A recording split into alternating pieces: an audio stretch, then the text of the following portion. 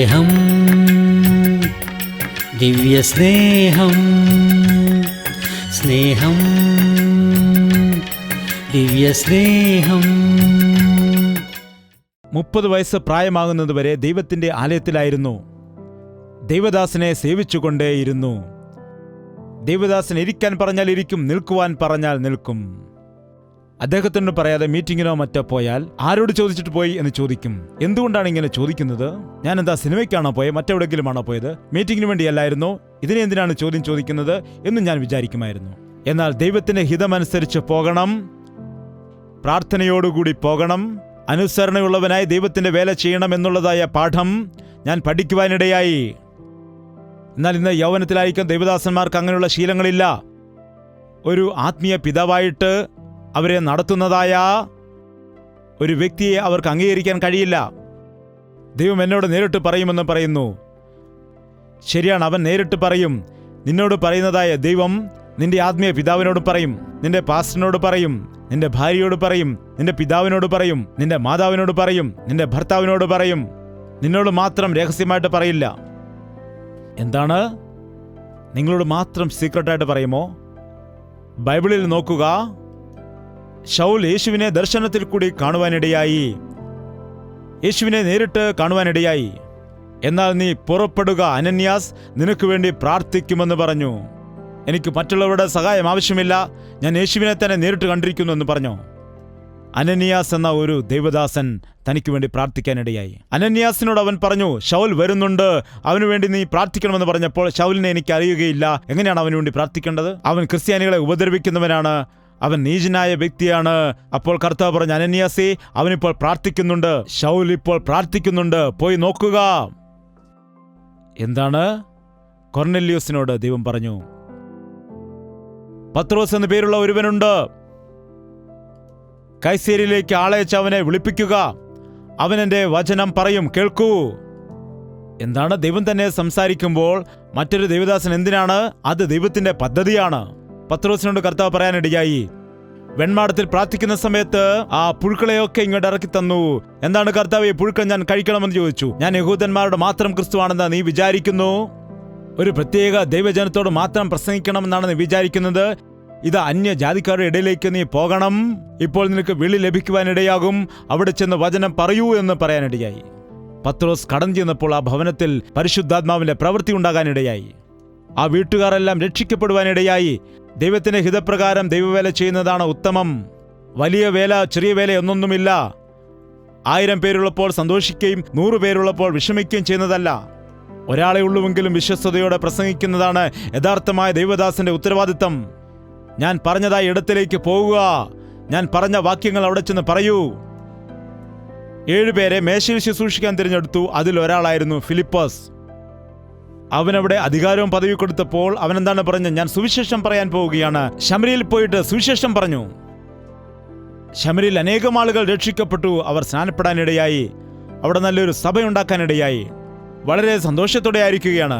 ഒരു ദിവസം ദൈവത്തിന്റെ സ്വരം കേട്ടു, ഫിലിപ്പോസേ, നീ പോവുക, ഗസയിലേക്ക് പോകുന്ന നിർജ്ജന പ്രദേശത്ത് ഒരു രഥം പോകുന്നുണ്ട്, ആ രഥത്തെ അനുഗമിച്ചു പോവുക എന്ന്. എന്താണ് കർത്താവേ, ഇവിടെ നല്ലൊരു സഭയുണ്ട്, അനേകം ജനങ്ങളുണ്ട്, ഇവയെല്ലാം വിട്ടിട്ട് വിജന പ്രദേശത്തേക്ക് പോകാനാണോ ഇപ്പൊ പറയുന്നത്? ഒരു മനുഷ്യന് വേണ്ടി ഞാൻ അവിടേക്ക് പോകണമെന്നാണോ? അവൻ ഉടൻ തന്നെ പുറപ്പെടാനിടയായി. ആ രാജകൊട്ടാരത്തിലെ അധികാരിയെ കർത്താവിന് വേണ്ടി രക്ഷിച്ചു. എന്റെ ശുശ്രൂഷയിൽ ഞാൻ അറിഞ്ഞ കാര്യമാണ്. നല്ലതായിട്ട് ശുശ്രൂഷ നടന്ന ഒരു ദേവദാസിന്റെ ഇടയിൽ നിന്ന് എന്നോട് പോകാൻ പറഞ്ഞു. ഒരുപാട് കഷ്ടത അനുഭവിച്ചുകൊണ്ട് കാപ്പാരം എന്നുള്ളതായ ഗ്രാമത്തിൽ ദൈവവേല ആരംഭിക്കുവാൻ പറഞ്ഞപ്പോൾ ആ ഗ്രാമത്തിൽ പോയി ദൈവവേല ആരംഭിച്ചു. അപ്പോൾ 2-3 പേർ ആയിരിക്കും അവിടെ സഭയിൽ വരുന്നത്. അവർ തരുന്നതായ അരിയൊക്കെ വാങ്ങിച്ചാണ് ഞങ്ങൾ കഴിഞ്ഞിരുന്നത്. ദശാംശം നൽകാൻ അവരുടെ കയ്യിൽ പണമുണ്ടായിരുന്നില്ല. അവർ നൽകുന്ന അരിയായിരുന്നു. അത് കഴിച്ചാണ് ഞാനും ഭാര്യയും ജീവിച്ചിരുന്നത്. ഒരു ദിവസം എൻ്റെ അമ്മായിമ്മ വന്നപ്പോൾ പറഞ്ഞു, അയ്യോ, എൻ്റെ മകൾ വളരെ ക്ഷീണിച്ചിരിക്കുന്നു, ഈ അരി തിന്നുകയാണെങ്കിൽ ജനിക്കാൻ പോകുന്ന കുഞ്ഞ് നൂല് പോലെ ആയിരിക്കുമെന്ന് പറഞ്ഞു. ഇപ്പോൾ നിങ്ങൾ കണ്ടിട്ടില്ലേ, എൻ്റെ മകനെ മെലിഞ്ഞിരിക്കുകയാണ്. എന്താണ്? അതായിരുന്നു ഞങ്ങൾ കഴിച്ചത്, ഞങ്ങളുടെ മക്കൾക്കും അതായിരുന്നു കൊടുത്തത്. ഞങ്ങൾ ദൈവത്തിൻ്റെ ഹിതം ചെയ്തു, അവൻ പറഞ്ഞതനുസരിച്ചു. ഞങ്ങളെ ദൈവം അനുഗ്രഹിച്ചു, മക്കളെ അനുഗ്രഹിച്ചു. നിങ്ങളെ അനുഗ്രഹിക്കും. നിങ്ങൾ ദൈവത്തെ അനുസരിച്ച മക്കളെ അനുഗ്രഹിക്കും. അവർക്കൊരു കുറവും ഉണ്ടായിരിക്കുകയില്ല. ഞാനവിടെ കഷ്ടപ്പെട്ട് ദൈവവേല ചെയ്തപ്പോൾ ആ ഗ്രാമത്തിൽ നിന്ന് തന്നെ അവർ തല്ലിയോടിക്കാൻ എറിഞ്ഞോടിക്കുവാൻ വേണ്ടി പരിശ്രമിക്കാനിടയായി. എന്നാൽ അനേകർ രക്ഷിക്കപ്പെടുവാനിടയായി. അവിടെ നല്ലൊരു സഭ ഉണ്ടായി. ആ ചുറ്റുപാടുമുള്ള അനേകം ഗ്രാമങ്ങളിൽ ചെന്നിട്ട് ദൈവവേല ചെയ്തിരുന്നു. എവിടെ ചെന്നാലും ഞങ്ങളുടെ സഭയിലേക്ക് വരിക, ഞങ്ങളുടെ സഭയിലേക്ക് വരിക. അങ്ങനെ ഒരുപാട് കഷ്ടപ്പെട്ട്, ഒരുപാട് ബുദ്ധിമുട്ടിയിട്ട് ഒരുപാട് സഭകളിൽ ചെന്നിട്ട് വചനം പറയുമായിരുന്നു. അന്ന് TV റേഡിയോ ഒന്നുമില്ല. മിക്ക സഭകളിലും ഞാൻ പോകുമായിരുന്നു. എന്നെ അവർ ക്ഷണിക്കുമായിരുന്നു, സ്തോത്രാഴ്ചയൊക്കെ നൽകുമായിരുന്നു. അന്ന് ഒരുപാട് കഷ്ടതയൊന്നുമില്ല. ഇപ്പോൾ മീറ്റിംഗ് സംഘടിപ്പിക്കണമെങ്കിൽ ഒരുപാട് കഷ്ടതയാണ്. അവിടെ ഞങ്ങൾ സുഖമായിട്ട് താമസിച്ചു. ഞങ്ങൾക്ക് നല്ലൊരു വീടും അവിടെ കിട്ടുവാനിടയായി. 3 കുട്ടികൾ ഞങ്ങൾക്ക് ജനിച്ചു. സുഖമായിട്ട്.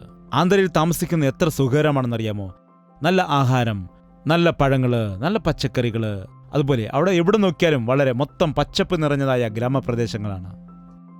പാല് പോലും ഞങ്ങൾക്ക് വാങ്ങിക്കണ്ടായിരുന്നു. പാത്രത്തിൽ കൊണ്ടുവന്ന ആളുകൾ തരുമായിരുന്നു.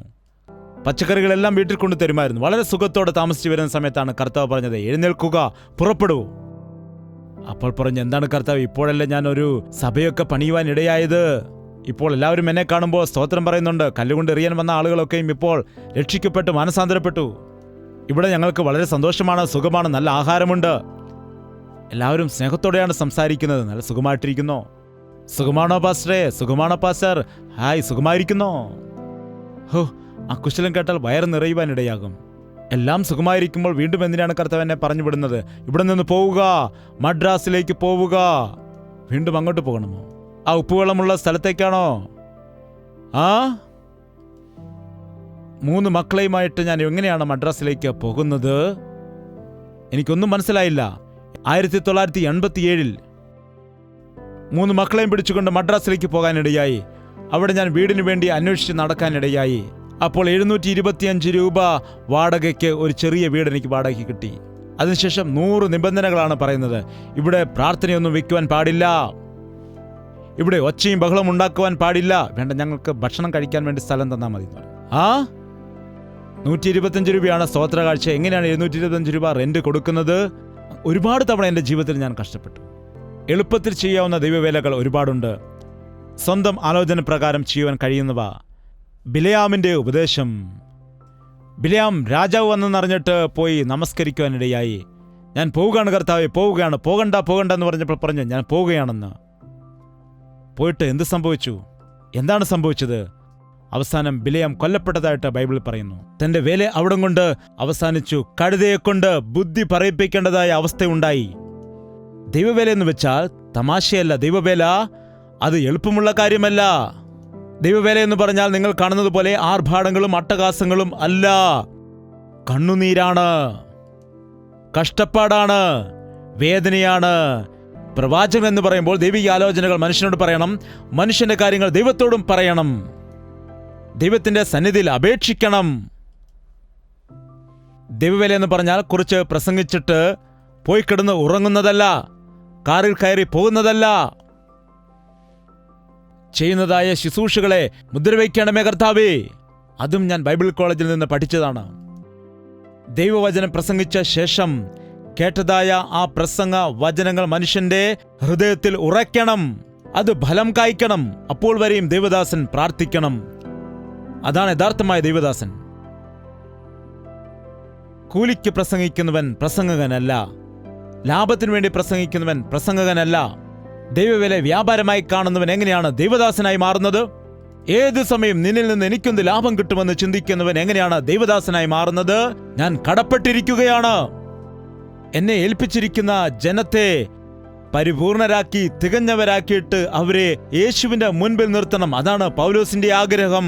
ഓരോ ഇടങ്ങളിൽ ചെന്നിട്ട് പൗലോസ് ആത്മാക്കളെ നേടിയ ശേഷം അവരോട് സംസാരിക്കാൻ ഇന്നത്തെ പോലെ ഫോണിലായിരുന്നു, യൂട്യൂബിലായിരുന്നു, ഒരു കത്തെഴുതാൻ പറ്റില്ലായിരുന്നു. എഴുതണമെങ്കിൽ തോലിന്റെ ചുരുളുകളിൽ എഴുതാനിടയാകണം. അങ്ങനെ കത്തുകൾ എഴുതിയിട്ട് മനസ്സിലുള്ള കാര്യങ്ങളെല്ലാം അതിലെഴുതിയിട്ട് ആ വിശ്വാസികളെ കേൾപ്പിച്ചു കൊടുക്കുവാൻ വേണ്ടി അയക്കുമായിരുന്നു. അത് ഈ ദിവസം ബൈബിളിന്റെ ഭാഗമായി തീർന്നിരിക്കുന്നു. പൗലോസ് എഴുതിയിരിക്കുന്നതായ 13 ലേഖനങ്ങൾ എവിടെ നിന്ന് വന്നുവെന്ന് ചോദിച്ചാൽ പരിശുദ്ധാത്മാവിന്റെ പ്രേരണയോടുകൂടി ഒരു വിശ്വാസിക്ക് ആവശ്യമായിരിക്കുന്നതായ ആത്മീയ സത്യങ്ങളെയും അതുപോലെ അവർക്ക് ആത്മീയ ബലം പ്രാപിക്കുവാൻ ആവശ്യമായ ഉപദേശങ്ങളെയും സംഗ്രഹിച്ചുകൊണ്ട് എഴുതി ചേർത്തതായ ലേഖനങ്ങളാണത്. ഈ ദിവസം ആത്മാക്കൾ രക്ഷിക്കപ്പെടണം. രക്ഷിക്കപ്പെട്ട ആത്മാക്കൾ ക്രിസ്തുവിന്റെ സാദൃശ്യത്തിലേക്ക് മാറ്റപ്പെടണം. അവരെ തികഞ്ഞവരാക്കി മാറ്റി എനിക്ക് ക്രിസ്തുവിന്റെ മുൻപിൽ അവരെ നിർത്തണം. ഈ ദിവസം ദൈവം എന്നോട് എന്താണ് സംസാരിക്കുന്നത്? ഈ ദിവസം ദൈവത്തിന്റെ അടുക്കൽ നിന്ന് എനിക്ക് ഏതു സന്ദേശമാണ് കിട്ടുന്നത്? എൻ്റെ ജീവിതത്തിൽ ഞാൻ ക്രമപ്പെടുത്തേണ്ടത് എന്തെങ്കിലും ഉണ്ടോ? ദൈവത്തിൽ നിന്നും കേൾക്കേണ്ട എന്തൊക്കെയുണ്ട്? വിശ്വസിക്കേണ്ട കാര്യങ്ങൾ എന്തൊക്കെയാണ് എന്നുള്ള ആശയോടുകൂടി ദൈവസന്നിധിയിലേക്ക് വരണം. ദൈവം നിന്നെ അറിഞ്ഞു, എന്നാൽ നീ അവനെ അറിയുന്നില്ല. അതുകൊണ്ടാണ് നിന്റെ ജീവിതത്തിൽ നീ എവിടെയോ ആയിരിക്കുന്നത്. അവൻ നിന്നെ വിളിച്ചു, എന്നാൽ അവൻ്റെ വിളിയെ നീ അനുസരിച്ചില്ല. അതുകൊണ്ട് നിന്റെ ജീവിതത്തിൽ അഭിവൃദ്ധിയില്ല, അനുഗ്രഹമില്ല, നിനക്ക് സംതൃപ്തിയില്ല. നല്ല ഒരു ദൈവദാസനായിട്ട് നിന്നെ ഒരുക്കിയെടുക്കുന്നതിന് നിന്റെ ജീവിതത്തിൽ കഷ്ടതയും നഷ്ടവും അപമാനവും നിന്ദയും ഞെരുക്കവും അനുവദിക്കുവാനിടയാകും അവൻ. അത് നിന്റെ നന്മയ്ക്കാണ്, അല്ലാതെ തിന്മയ്ക്കല്ല. അത് നിന്നെ കൂടുതൽ ഉന്നതമായ അവസ്ഥയിലേക്ക് കൊണ്ടുപോകുന്നതിന് വേണ്ടിയാണ്, അല്ലാതെ നശിപ്പിക്കുവാനല്ല. ഇന്ന് അനേകം ആളുകൾ ആ പ്രോസസ്സിൽ വീണുപോവുകയാണ് ചെയ്യുന്നത്. ലോകത്തെ സ്നേഹിച്ച് പിന്തിരിഞ്ഞ് പോവുകയാണ് ചെയ്യുന്നത്. യൂദയെപ്പോലെ പണത്തിൽ കണ്ണുവെച്ചിട്ട് ദൈവവേല വിറ്റുകളയുന്നു. അവൻ്റെ കരത്തിനുള്ളിൽ പൊടിയുകയാണെങ്കിൽ, അവൻ്റെ കരത്തിനുള്ളിൽ നാം പൊടിയുകയാണെങ്കിൽ, നാം ഞെരിഞ്ഞമരുകയാണെങ്കിൽ, ഒരു മുത്ത്, ആ മുത്ത് ആ തോടിനുള്ളിലായിരിക്കുന്ന സമയത്ത് അത് സമുദ്രത്തിന്റെ ഉള്ളിലേക്ക് ചെന്നിട്ട് ആ മുത്ത് ശരീരത്തിനുള്ളിൽ കിടന്ന് ഇളകാനിടയാകും. അതിൻ്റെ ശരീരം ചൂട് പിടിക്കുവാനിടയാകും. എന്നാൽ ആ ചൂടിൽ, ആ പോരാട്ടത്തിൽ വളരെ കഷ്ടപ്പെട്ട് നല്ല ഒരു മുത്തിനെ വെളിയിലേക്ക് അവസാനം കൊണ്ടുവരും. ദൈവം നിന്റെ ജീവിതത്തിൽ നിന്ന് ക്രിസ്തുവിന്റെ സാദൃശ്യത്തിലുള്ള ഒരു ജീവിതം നിന്നിൽ കാണുവാൻ ആഗ്രഹിക്കുന്നു. അതിനുവേണ്ടി കഷ്ടപ്പെടണം, ബുദ്ധിമുട്ടുകൾ അനുഭവിക്കണം. തെറ്റായിട്ടുള്ളതായ വഴികളിൽ, ദുരുപദേശങ്ങളിൽ പെട്ട് വീണുപോകാനിടയാകരുത്. അനേകം ദേവദാസന്മാരുടെ ആരംഭം നല്ലതാണ്, അവസാനം നന്നല്ല. ആരംഭം നന്നായിരുന്നു, സൈഡ് ട്രാക്കായിട്ട് വഴി മാറിപ്പോകാനിടയായി. അതുകൊണ്ടാണ് ഇന്നുള്ള ക്രിസ്തീയ വേലകൾ ഛിന്ന ഭിന്നമായി മാറുന്നത്, ഒരുമിച്ച് നിൽക്കുവാൻ കഴിയാത്തത്. ഭിന്നമായ അഭിപ്രായങ്ങൾ വരുന്നു, സിദ്ധാന്തങ്ങൾ പുതിയത് വരുന്നു, കള്ളപ്രവാചകന്മാർ വരുന്നു. നിന്നെ ഒരു യഥാർത്ഥ ദൈവദാസനായിട്ട് നിർത്തുവാൻ കർത്താവ് ആഗ്രഹിക്കുന്നു. എല്ലാവർക്കും എഴുന്നേറ്റ് നിൽക്കാം. കർത്താവിന്റെ മുൻപിൽ പറയുക, കർത്താവേ, നിന്റെ ഹിതം ഞങ്ങളുടെ എല്ലാവരുടെയും ജീവിതത്തിൽ നീ നടത്തുമാറാകണമേ എന്ന്. എന്റെ ഇഷ്ടമല്ല കർത്താവേ, ഈ ദിവസം മുതൽ നീ എന്ത് പറഞ്ഞാലും അത് മാത്രമേ ഞാൻ ചെയ്യുകയുള്ളൂ. കർത്താവേ, പരിശുദ്ധനായ സ്നേഹമുള്ള പിതാവേ, ഒരിക്കൽ കൂടി നിന്റെ മക്കളെ നീ ദർശിക്കണമേ.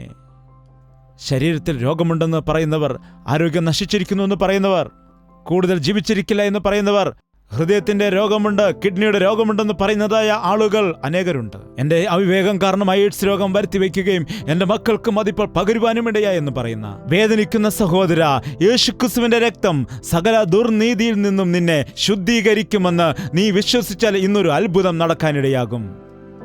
സകല ശാപത്തെയും നസ്രയന യേശുക്രിസ്തുവിന്റെ നാമത്തില് അഴിച്ചു കളയുകയാണ്. അന്ന് കാൽവരി ക്രൂശിൽ ഞങ്ങൾക്ക് വേണ്ടി ഒഴുക്കിയതായ നിന്റെ വിലയേറിയ രക്തത്തെ ഞങ്ങളുടെ എല്ലാവരുടെയും മേല് നീ ഇപ്പോൾ പകരുമാറാകണമേ അപ്പാ. തല മുതൽ ശിരസ് വരെയും ഞങ്ങളുടെ ശരീരത്തിൽ ഏത് ഭാഗങ്ങളിൽ, ഏത് അവയവങ്ങളിലാണ്, ഏത് ഞരമ്പുകളിലാണ്, കാലുകളിലാണ് ഏതൊക്കെ ദോഷമാണുള്ളത്, ഏതൊക്കെ രോഗമാണുള്ളത്, നിന്റെ രക്തത്താൽ കഴുകി പരിപൂർണ സൗഖ്യം നൽകുമാറാകണമേ അപ്പാ. തിരികെ പോകുമ്പോൾ കർത്താവേ, നീ ഞങ്ങളെ സൗഖ്യപ്പെടുത്തിയെന്ന്, ഞങ്ങളുടെ ഹൃദയങ്ങൾ മാറപ്പെട്ടിരിക്കുന്നുവെന്നും, ഞങ്ങൾ കർത്താവിന്റെ സ്വരം കേട്ടിരിക്കുന്നുവെന്നും ഞങ്ങളുടെ ചുറ്റുപാടുമുള്ളവർക്ക് സാക്ഷ്യം പറയുന്നതിന് വേണ്ടി പരിശുദ്ധാത്മാവിനെ ഞങ്ങളിലേക്ക് നീ അയക്കുമാറാകണമേ. ആരെയും ഉപേക്ഷിച്ച് കളയരുതേ കർത്താവേ. ഇന്നലെയും ഇന്നും എന്നേക്കും നിത്യനായിരിക്കുന്ന ദൈവമേ, ഞങ്ങൾ എത്ര ദൂരത്തിരുന്ന് പ്രാർത്ഥിച്ചാലും നിന്നിൽ വിശ്വാസം അർപ്പിക്കുന്നവരുടെ മേൽ നിന്റെ ദർശനത്തെ അയക്കുന്നതായ കർത്താവേ, നിന്റെ അത്ഭുത കാര്യങ്ങൾ ഞങ്ങളുടെ ജീവിതത്തിൽ നിറവേറുമാറാകണമേ. ഒരു കണ്ണും കാണാത്ത, ഒരു ചെവിയും കേൾക്കാത്ത, ഒരു ഹൃദയത്തിലും തോന്നാത്തതായ അനുഗ്രഹങ്ങളെ കൊണ്ട് ഞങ്ങളുടെ എല്ലാവരുടെയും ജീവിതത്തെ നിറച്ചുകൊണ്ട് പോകുവാൻ പരിശുദ്ധാത്മാവിനെ ഞങ്ങളിലേക്ക് നടത്തുമാറാകണമെന്ന് യേശു ക്രിസ്തുവിന്റെ നാമത്തിൽ അപേക്ഷിക്കുന്നു പിതാവേ. നമ്മുടെ പിതാവായ ദൈവത്തിന്റെ സ്നേഹവും പുത്രനായ യേശു ക്രിസ്തുവിന്റെ കൃപയും ആശ്വസിപ്പിച്ചു വഴി നടത്തുന്ന പരിശുദ്ധാത്മാവിന്റെ കൂട്ടായ്മയും സഹവാസവും നാം ഓരോരുത്തരോടും നാം പ്രാർത്ഥിച്ച സകല വിഷയങ്ങളോടും ഇന്നു മുതൽ എന്നേക്കും ഉണ്ടായിരിക്കുമാറാകട്ടെ. ആമേൻ, ആമേൻ, ആമേൻ.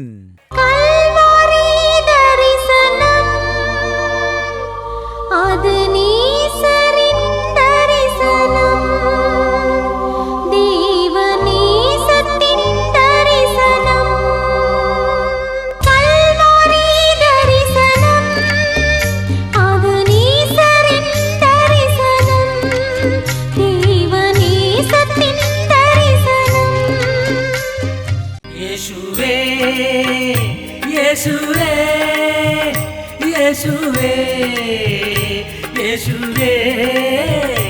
യേശുവേ യേശുവേ യേശുവേ യേശുവേ നിന്നെ നിന്നെ എന്നും ഞാൻ സേവിക്കും. നീ മാത്രം രാജാവെന്നും. നിന്നെ നിന്നെ എന്നും ഞാൻ സേവിക്കും. നീ മാത്രം രാജാവെന്നും.